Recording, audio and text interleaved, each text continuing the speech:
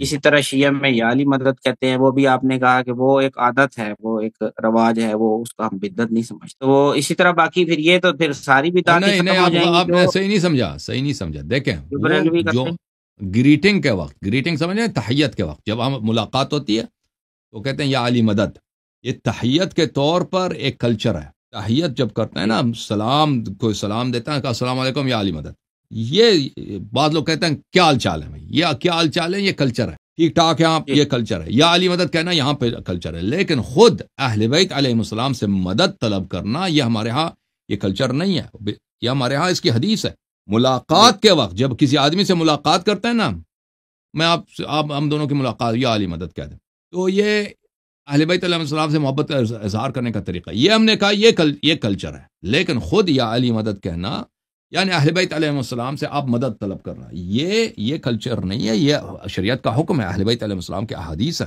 کہ اہل بیت علیہ السلام سے آپ مدد طلب کرو اور اپنی حاجت طلب کرو۔ جی یہ آپ کی شیعہ کتاب میں ہے؟ کیونکہ میں نے جی تو سر، ایسی کوئی بات جو ہماری اپنی کتابیں ہیں ان میں تو نہیں پڑھی۔ ہم نے تو یہاں سبحان تک پڑھا ہے کہ خود حضور صلی اللہ علیہ وسلم سے بھی مدد طلب کرنا کہ آپ ہماری جو ہے مدد پوری کر دیں، تو وہ بھی جو ہے شرک میں آتا ہے کہ آپ رسول اللہ صلی تو اللہ وہ علیہ صرف وآلہ وسلم سے صرف بھی طلب وہابیوں نہیں کا عقیدہ ہے، کرتے۔ ٹھیک ہے نا؟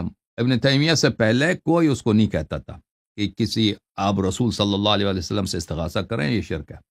ابن تیمیہ نے پہلی دفعہ تاریخ میں اس نے یہ فکر اٹھایا کہ وہ سنہ 728 میں اس کی وفات ہے، کہ کیا ہے کہ میت سے، کسی بھی میت سے آپ مدد طلب کریں تو یہ شرک ہے۔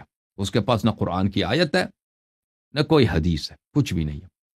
تو جی یہ پھر تمام اہل سنت کا عقیدہ نہیں ہے، تمام اہل سنت کا عقیدہ شیعوں جیسا ہے کہ آپ اولیاء سے، اہل بیت علیہ السلام سے، رسول اللہ صلی اللہ علیہ وسلم سے استغاثہ کر سکتے ہیں۔